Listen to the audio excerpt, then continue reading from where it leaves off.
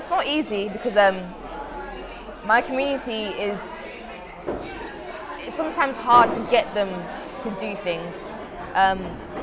Usually we go to fun events, we go to parties, anything that's fun we go to. When it comes to like serious stuff,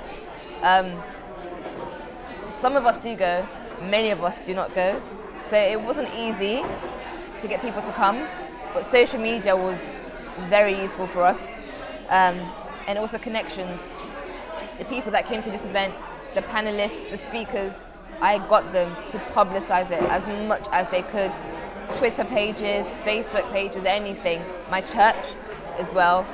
So it was really pushing it out there and just getting them to come. I want it to become a non-profit organization. Hopefully we can have our own building as well.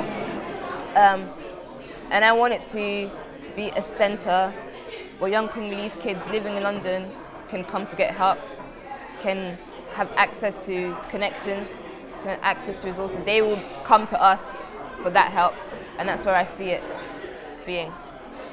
One thing that I would say to Congolese people is don't be limited by anything or anyone. You might feel like, especially within the Congolese community, you know, a lot of the stereotypes that we have is that the only thing that we're focused on, for example, is dance or music, which are all incredible things. You know, I don't ever put that to one side. I think that those are all beautiful things to be focused on. But you can do so much more and be so much more than whatever anyone has told you can be. So, you know, if you're still struggling to find yourself, I would say, number one, believe in yourself. Know that you can be that amazing human being that changes the world, that makes an impact. And secondly, also, put yourself out there. Do not limit yourself and do not think that the Congolese community is it. Make sure you're engaged with other people and you're expanding your horizons essentially. So I would just say that, just put yourself out there, encourage yourself, and make sure you go to things like this, networking events, speaking to people is all part of learning, is all part of growing, and you need to be active and not passive in that sense. My name's Nissi, I go by the name of Nissi T, and I'm just here to motivate the world and encourage people. And I'm from the Democratic Republic of Congo, and we will rise, we will do better, we will be greater, I promise you that. We have to only look at the sacrifices our parents have made to get us in this situation. I mean, having lived in South Africa and having lived in London, I can testify to the fact that there are so many opportunities in this city. But you have to have that drive, you have to have that commitment, you have to have that desire to go out there and make things happen. No matter your circumstance, no matter your situation, it doesn't matter what your grades are, it doesn't matter what your family situation is or your financial situation is. Once you pick yourself up and decide to take action and start to drive things forward, you'd be surprised at the amount of things you can achieve. Don't limit yourself because you're Congolese. Don't limit yourself because you're black. Don't limit yourself because you grew up in a council estate. I've been through all of that myself, and I've managed to accomplish something through God's grace. You can do it as well.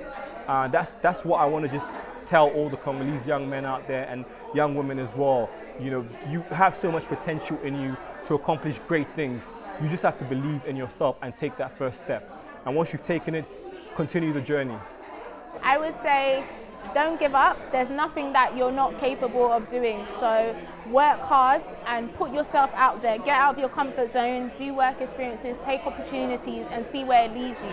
There's not just the typical professions that we know about. There's so many things out there. Go and find out what works best for you. My name's Benedict. I am 26. I'm a trainee lawyer. I qualify next year. I'm going to June. And so Harmony was like, oh, when you come up, I want you to give a motivational speech. And I was like, I haven't made it though. Like, motivational speeches for people that are up there. Like, what do you want me to motivate people by? But then I realised that actually, what I can do is give examples of how I failed. And how for you guys to kind of not fail as well. So I'm going to talk about the 3 Ps, basically, my 3 Ps that I feel like I can really kind of pour into you. So the first one is patience. And I feel like when you're young, like especially this generation that we like this fast life. Like you don't want to work, but you want money. You know what I mean? You don't want to wake up, but you want to be at work. You don't want to buy stuff with your money, but you want to have it. We live in this lifetime where we don't want to wait for things. So then I was like, but the thing is, to become a professional, to become successful, to become anybody, patience is so key. If you can't wait what makes you think that when you get there, you'll be able to sustain yourself? It doesn't work. And I realised that patience, for me, I had to exercise it by force. Like, you know, sometimes when you ask something for your mum, she's like, and then you